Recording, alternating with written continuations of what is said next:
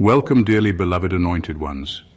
You can dodge earthly justice with a good lawyer, but who's going to represent you in heaven's court? Let that sink in. Because there comes a moment when the gavel doesn't slam in a courtroom, it echoes in the spirit realm, and once that judgment begins, not even Wi-Fi prayers can stop it. For years they tried everything to destroy you, lies, schemes, silent attacks. And when they couldn't kill your body, they tried to assassinate your spirit. They thought you were alone, defenseless, easy prey. But what they didn't realize was you were under surveillance by the Most High. Here's a chilling fact. Over 95% of high-level criminal networks collapse not because of whistleblowers, but because of their own arrogance. They talk too much, they get too confident, and eventually they hang themselves with their own ropes. That's exactly what's happening here. They dug your grave, now they're slipping into it. But hold on, we're not just talking earthly jail cells. This goes deeper. This is spiritual justice, divine intervention, the kind of reversal that leaves people speechless or begging for plea deals from both judges and Jesus. So buckle up, because what's coming isn't just karma. It's God reminding everyone why you don't mess with the anointed. And the way he's flipping the script, let's just say even Netflix couldn't write it better. Let's get into it. Number one, they tried to erase a soul that was divinely encoded with immortality. They tried to erase a soul that was divinely encoded with immortality. They thought if they pushed hard enough, lied long enough, and attacked consistently, they could delete you like a file from a hard drive. But what they were dealing with wasn't just flesh and blood. It was purpose wrapped in skin. They didn't understand that your existence wasn't man-made. You weren't created to be liked, approved, or even tolerated. You were assigned. And no matter how much they hated your presence was never up for their approval. They didn't give you your breath, and they sure couldn't take it away. They came with every weapon they could find: slander, manipulation, setups, false accusations, even spiritual attacks, thinking that if they couldn't break you physically, they'd wear you down mentally and spiritually. But every time you survived, they grew more terrified, because deep down, they knew this wasn't normal resilience. This wasn't just strength, it was divine insulation. It was favor that couldn't be cracked, even under pressure. And the more they pressed, the more undeniable your covering became. That's when it turned. The fear shifted.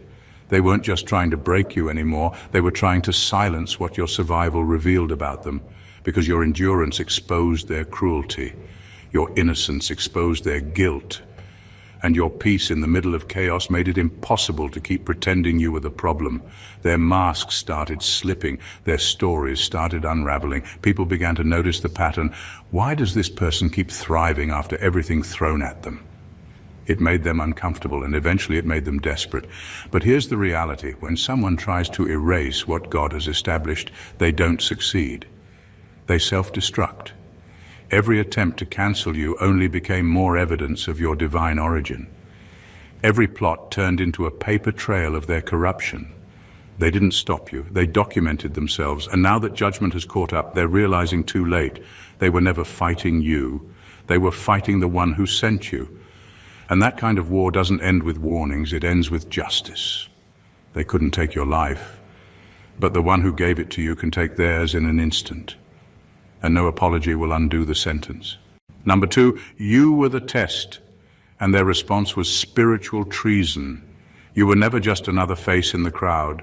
You were the test they didn't know they were taking. God placed you in their lives as a measuring stick, not to see how much they could love you, but to reveal how far they would go to destroy someone they couldn't control. Your presence exposed them. Your light irritated everything they were trying to keep hidden. And instead of seeing your presence as a blessing, they saw it as a threat. That's when the mask slipped. That's when the real character started to show. They didn't just fail the test, they violated it. They crossed lines they can't uncross. They touched what was sacred, thinking they were dealing with just another ordinary person. But they weren't messing with a regular human being. You were a divine setup, a mirror, a trigger, a wake-up call. And when they chose manipulation over honesty, betrayal over loyalty, harm over healing, they failed the very reason God allowed you in their space. They exposed themselves. That's the thing. You didn't have to do anything wrong. Just being you was enough. The test was whether they could honor what was holy in front of them, and they couldn't. They used you, mocked you, tried to destroy you, and then convinced themselves they were justified. That kind of self-deception is dangerous, because once someone starts believing that hurting you is okay, they go blind to the trap they're walking into. They think they're in control, but they've already been recorded, weighed, and found guilty. And now the judgment is unfolding, slowly, strategically, not out of revenge, but out of divine law. They touched something that wasn't theirs to harm. And heaven doesn't let that slide. You weren't just a target. You were evidence, proof of how people behave when no one's looking. You were sent to reveal what they didn't want to confront in themselves, and instead of transforming, they retaliated. That retaliation just sealed their fate. The test is over. They didn't just lose access to you, they activated consequences they can't run from. Because when you fail a divine test by trying to destroy the very person sent to help you evolve, you don't just lose blessings, you face judgment. And it's already begun. Number 3, they violated cosmic law trying to maintain carnal control. They weren't just jealous, they weren't just petty. What they did to you was deeper than envy. It was a spiritual violation disguised as personal conflict. They tried to maintain control over you using carnal methods, but what they were really fighting was something far beyond their understanding. They were attempting to bend divine order to serve their own agenda. That's why nothing they did ever truly worked, even when it looked like they had the upper hand for a while. They were violating universal law, and the debt for that kind of rebellion always comes due, with interest. They thought they were slick, manipulating situations behind the scenes, using emotional tactics, leveraging lies, and pulling strings in places you didn't even know existed. Some of them even dabbled in spiritual practices trying to stop your rise. But no matter what they threw at you, you kept standing. And every time you got back up, it exposed just how powerless their schemes really were. That's what drove them crazy. Not just your strength, but your immunity. You were protected in a way they couldn't explain, and that frustrated their control. They broke natural laws, trying to interrupt a supernatural calling. They tried to contain what they didn't create. And when people play God without divine authority, things start to break, starting with them. What they called strategy was actually self-destruction. They kept pushing because they couldn't stand the fact that someone like you, someone they thought was beneath them, was actually chosen. But spiritual elevation doesn't need their permission, and that's what they couldn't swallow. Now they're reaping what they've sown, not because you cursed them or wished bad on them, but because divine law doesn't sleep, it doesn't get bribed, it doesn't miss anything. The same force they challenged is now collecting the bill. Their attempts to control you only revealed how out of control they really were. And now everything they used to block your path is being used as evidence against them. You weren't fighting back, but heaven was. And heaven doesn't lose battles.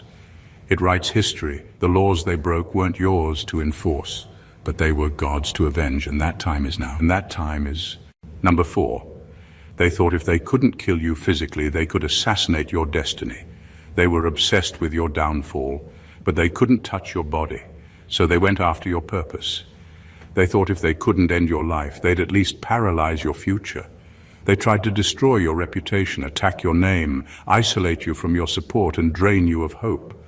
They whispered lies behind closed doors, played victim in public, and sowed seeds of confusion wherever your name came up. But they misunderstood something critical. Destiny doesn't die from slander, and purpose doesn't vanish because people are uncomfortable with your power. They weren't just trying to hurt you, they were trying to rob the world of what you were born to give. That's why their attacks were so relentless. They couldn't stand the thought of your voice being heard, your influence growing, or your light exposing their darkness. So they worked overtime to convince others you were the problem, that you were unstable, untrustworthy, unworthy. But every lie they told added more weight to their own downfall. What they didn't realize is that your destiny wasn't fragile. It was fortified. Every time they tried to assassinate it, they accidentally fertilized it. Every lie made you louder. Every betrayal made you bolder. Every setup became part of your setup. And while they were digging pit after pit, trying to bury your calling, they were actually building the blueprint for their own exposure. And now, those pits have turned into prison cells. The very energy they sent out to trap you is closing in on them. They tried to spiritually incarcerate you, isolate you, label you, sabotage your name. But all they did was create a trail of evidence that can't be ignored. What they meant to destroy you has become a mirror, and the world is finally seeing what's been hiding behind their masks. They thought they could erase your mission. Instead, they became the reason it's undeniable, because the level of attack you faced only confirms the magnitude of your calling. And now, the silence they tried to force on you is being broken by the sound of justice knocking on their door. Number 5, God let them run long enough to build their own gallows. God is never in a rush to destroy. He watches, he waits, not because he's slow to act, but because he is wise enough to give people room to reveal who they really are. He let them keep moving, keep talking, keep plotting, not because he couldn't stop them, but because he knew every step they took in pride was leading them straight into judgment.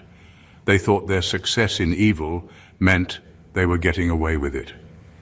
But what they were really doing was building their own gallows, one quiet act of arrogance at a time. He gave them space to change. That was mercy. He gave them moments where they could have stepped back, apologized, and turned around. But they didn't. They mistook his patience for approval. They confused his silence with permission. Instead of humbling themselves, they got bolder. Instead of repenting, they expanded their wickedness. And that is the danger. When someone's ego grows louder than their conscience, they think they are untouchable. But God does not forget. He simply collects. He allows people to go far enough until their own actions start speaking louder than any courtroom accusation. The rope they thought was theirs to control was actually the mercy they were supposed to use to climb back to truth. But in arrogance, they wrapped it around their own necks, not literally, but spiritually. They tied themselves to every lie, every betrayal, every wicked intention. And now that the truth is surfacing, that same rope has become the chain that exposes them. They set traps, made false reports, spread gossip, and manipulated situations thinking no one would ever know. But God was watching, and he let them keep going until the evidence built itself. They were too proud to stop, too blind to see they were digging their own hole. Now there's no one else to blame. They cannot talk their way out. They cannot twist the story anymore. The damage is documented. The devices they created to trap you are the same ones being used against them. Judgment is not delayed because God is absent. It is delayed because he gives every soul a fair chance. But when that chance is thrown away in arrogance, what comes next is not a warning.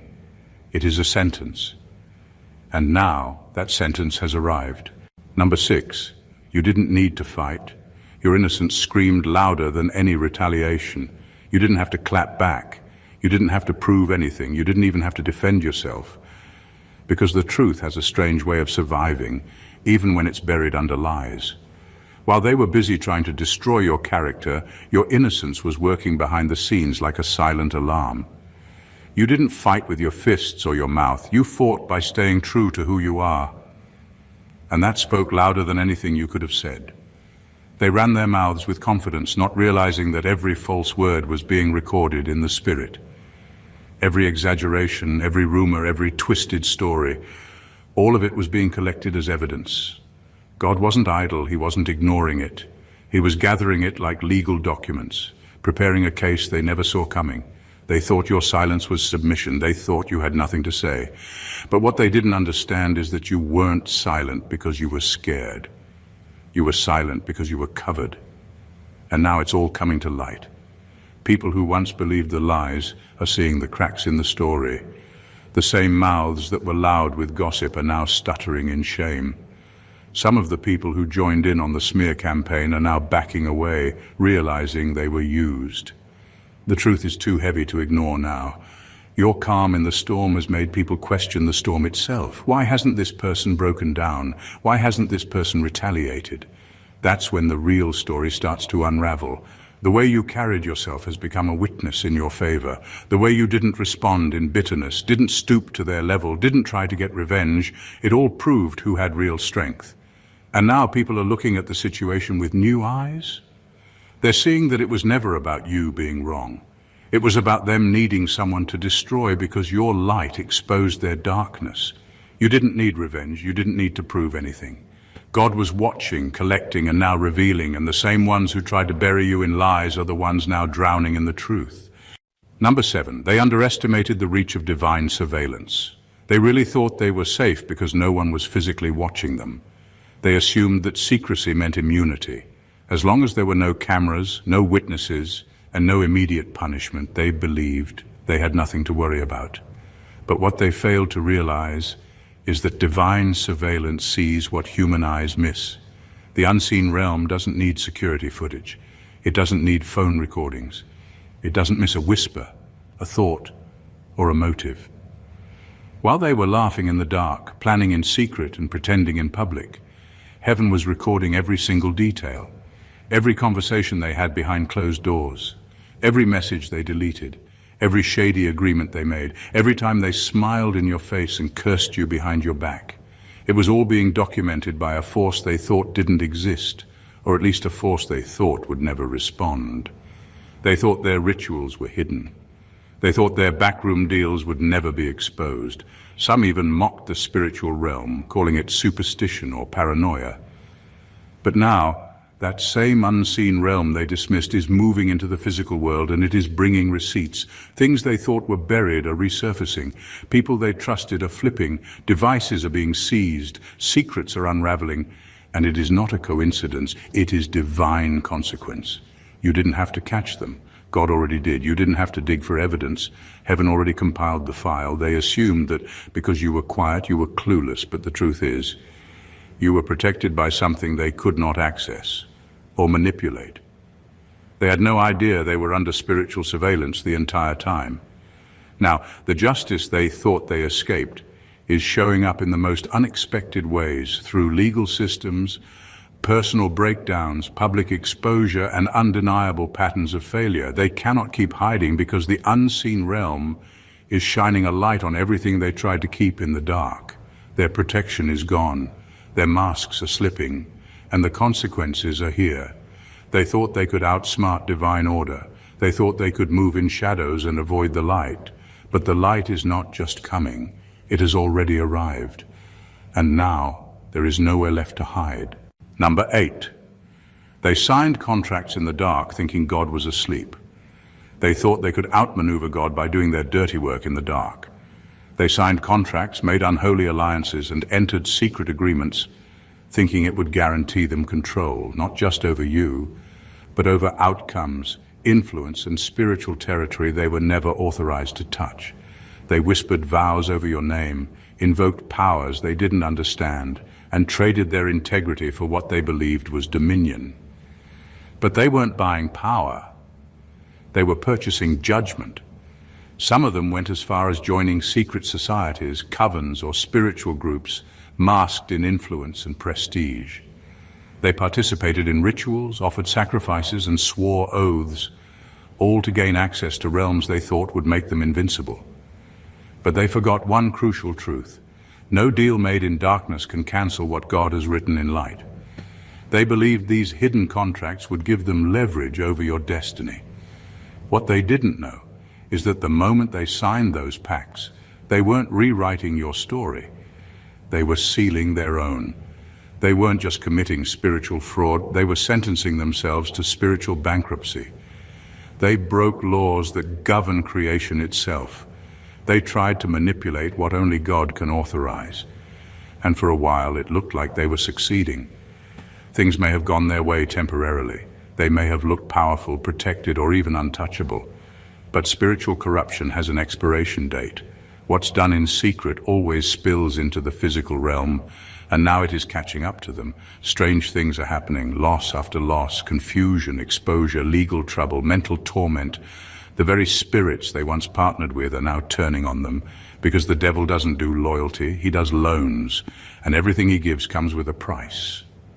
They thought they were making deals to elevate themselves, but all they did was set fire to their own foundations. You, on the other hand, didn't need to sign a thing. You were already chosen. You were already covered. And now the contrast is clear. They tried to gain power through darkness. You held your peace through the storm, and the difference between what was built by force and what was ordained by God is finally being exposed. Number 9. They mocked you for trusting God. Now they're begging him for mercy. They couldn't stand that you still believed. Through everything they put you through, the sabotage, the slander, the isolation, you still spoke God's name. You still prayed. You still trusted. And that drove them mad. They mocked your faith like it was a weakness. They called you naive, unstable, too spiritual, too hopeful, too trusting. They laughed behind your back and sometimes even to your face, acting like belief was something to be embarrassed about. But what they didn't realize was that your faith wasn't built on fantasy. It was forged in fire. They tried everything to make you give up on God. They attacked your peace, delayed your purpose, and celebrated every setback you faced. They wanted you to fall so they could point and say, "See, that praying didn't work." But you didn't break, you didn't fold. You held on when there was nothing left to hold but a whisper from God that said, "Keep going." And while they thought that was foolish, heaven was watching, and heaven was keeping score. Now, the same people who mocked your faith are going through things they can't even talk about publicly. They're scared. They're confused. Doors are closing. Peace is gone. Their money, their status, their alliances, none of it is working. And in the quiet corners of their minds, they're starting to realize something. You were never crazy. In fact, you were protected, covered, watched over by a power they didn't take seriously until now. They used to mock your prayers. Now they're whispering their own, asking God not to expose them, not to let the consequences hit too hard. But it's too late. Pride had its moment, and now humility is being forced on them, not through inspiration, but through pressure. The same God they said wasn't real is now very real in their situation. He's not ignoring their cries, but he's not rushing to deliver them either. Because they didn't just hurt you, they tried to destroy your faith, the one thing that was keeping you afloat. Now they're learning what you already knew. God doesn't miss anything. He sees mockery. He hears every sarcastic comment. And when he chooses to move, he does it in a way that makes everyone silent. Now their pride is collapsing, and their only option is the same thing they once ridiculed, begging God for mercy. Number 10, they launched witchcraft but forgot God owns the battlefield. They were so desperate to stop you that they didn't care what they had to do to get results. So they turned to spiritual warfare, not in righteousness but in rebellion. They launched witchcraft, thinking it would give them the power to block your blessings, delay your progress, and torment your mind. They consulted dark forces, visited false prophets, paid spiritual workers, and activated altars in secret, believing that with enough effort, they could override your protection. But they made one fatal mistake. They didn't ask who owned the battlefield. They treated the spiritual realm like a playground, something to be used and manipulated for personal gain. They didn't understand that the moment they touched a soul covered by a divine contract, they stepped into territory they had no authority to access. You were not just another target. You were sealed. You were sent. You were marked by heaven before you were even born. That means no matter how many curses they spoke, how many rituals they performed, or how many spells they paid for, nothing could override what God had already written. The problem with using darkness to fight light is that darkness can never win. It may look powerful for a moment. It may cause some confusion or temporary discomfort, but it always turns on its user. And now, that is exactly what is happening. The spirits they called on are backfiring, the altars they raised are collapsing. The very energy they sent out is now circling back like a spiritual boomerang with vengeance in its hands. God allowed it for a season, not because he was powerless, but because he wanted the full extent of their rebellion to be revealed. He wanted their wickedness to be undeniable. And now judgment has arrived, not quietly, but with force. Their dreams are disturbed, their health is failing, their alliances are breaking, their finances are crumbling. Everything they tried to build off stolen power is falling apart. Because the truth is, they were never in control. This was never their war to win. And now that God has stepped onto the battlefield, their weapons are useless. The battle belongs to the Lord, and he has declared victory on your behalf. Every altar raised against you is being shattered. Every spirit they summoned is being silenced. And every plan they made is now their own downfall. Number 11, the same hands that tried to dig your grave are now in handcuffs. They went out of their way to destroy you. They lied, schemed, and manipulated with precision, thinking they would finally get rid of you for good. They used their hands to dig deep, not into the ground, but into your life. They tried to bury your voice, your influence, your destiny.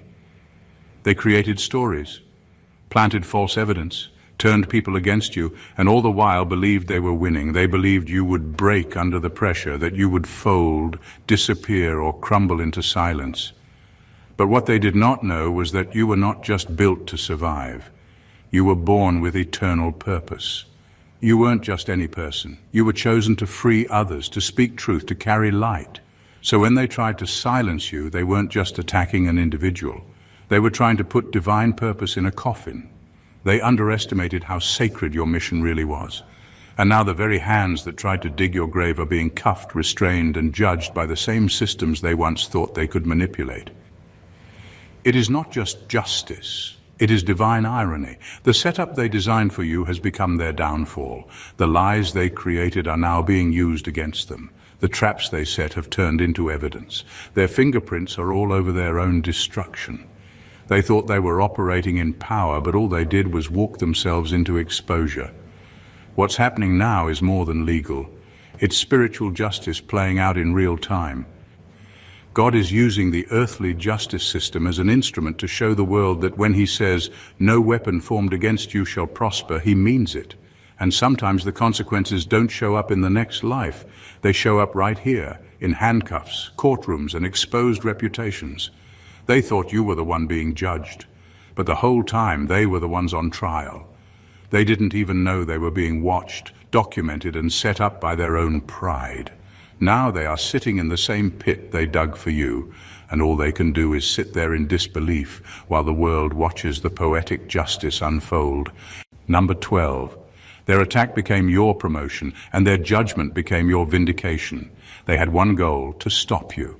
They wanted to block your progress, delay your blessings, steal your opportunities, and ruin your name.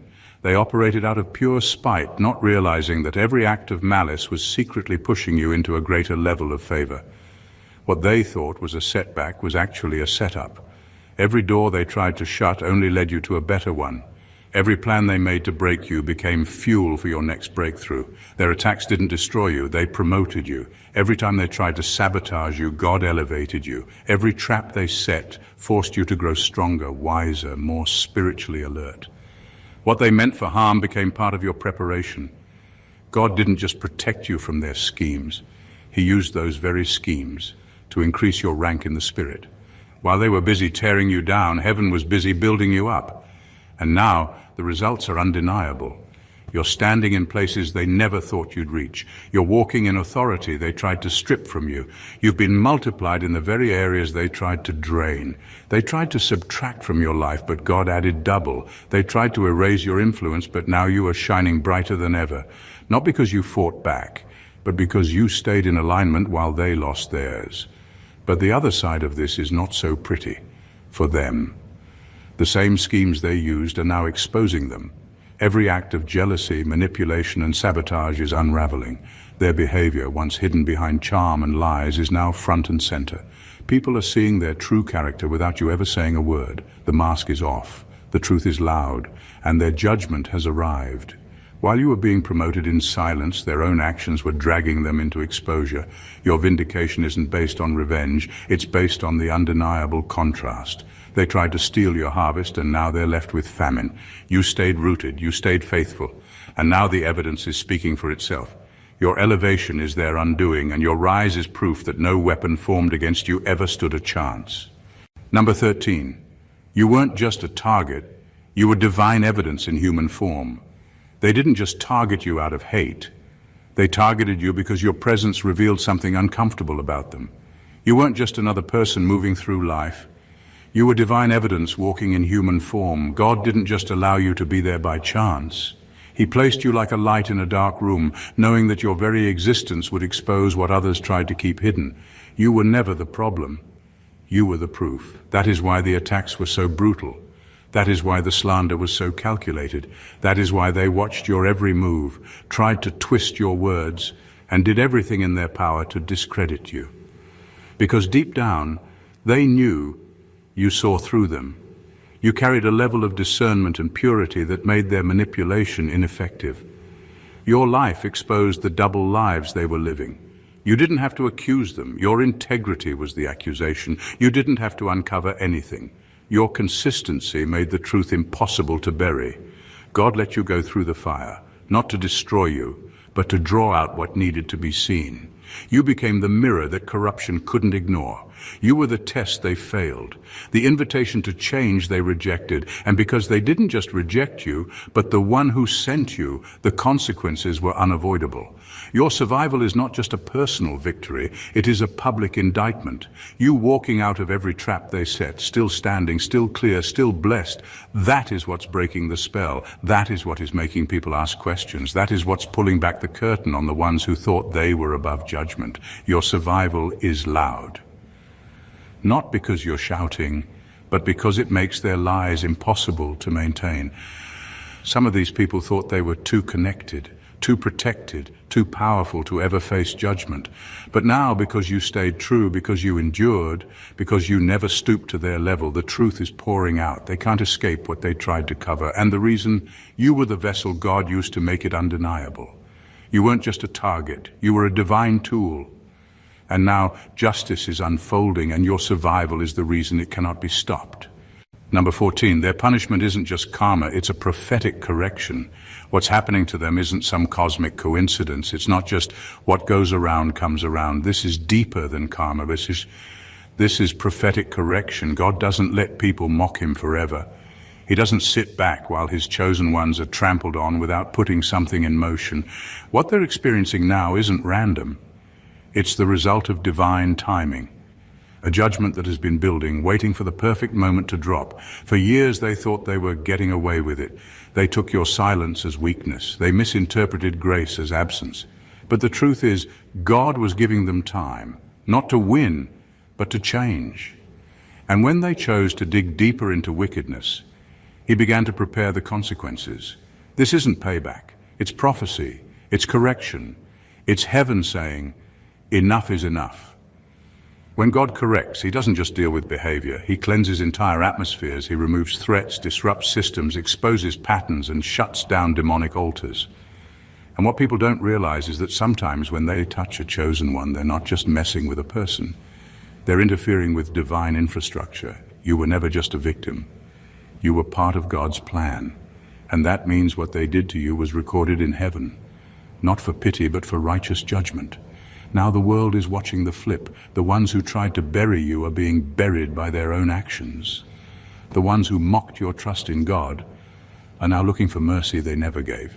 The same mouths that lied are now too afraid to speak, and it's all happening because God is sending a message that he defends his own in a way no courtroom, no lawyer, no revenge plot ever could.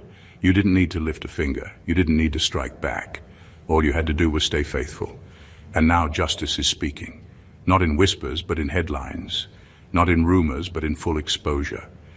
God is making it clear. His chosen don't need to fight for revenge because he's already written the ending, and when he judges, it is final. It is perfect, and it is a warning. Touch not his anointed. Everything they did in the dark is being dragged into the light. Not by force, but by divine authority. The very ones who thought they were untouchable are now trapped in the very web they spun for you. This isn't a coincidence, and it's not just poetic justice, it's prophecy unfolding. It's the hand of God making an open example out of hidden wickedness. You didn't have to prove your innocence because heaven already validated your heart. You didn't have to clap back because God was already building a case that no lie could survive. And now the same people who tried to erase you are being publicly corrected, not by your power, but by God's unmatched justice. The gallows they built were never for you. The spiritual traps, the false accusations, the envy, the witchcraft, the smear campaigns, all of it has turned into receipts for their downfall. And you? You're rising, you're glowing, you're walking proof that no weapon formed will prosper when God's hand is on your life. This is more than closure. This is God restoring order. This is a public declaration that he sees all, he hears all, and he defends his own, not with petty retaliation, but with prophetic precision. They tried to take your life, but God is reclaiming his glory through yours. Their fall is not just punishment, it's a loud divine announcement that righteousness still reigns. If this message lit a fire in your spirit or confirmed what you've been feeling deep down, don't just scroll away. subscribe to the channel right now. This space is a sanctuary for truth, healing, and divine clarity. Like this video so it reaches others who need this confirmation. Comment below and let us know how this spoke to you. Your testimony could be someone else's breakthrough. And don't keep this to yourself. Share it with a friend, a loved one, or someone who's been silently enduring spiritual warfare. Let them know they're not crazy, they're not alone, and God is moving. You're not just watching a video, you're stepping into a revelation. Stay connected, stay aligned, and remember, heaven has receipts. God bless you.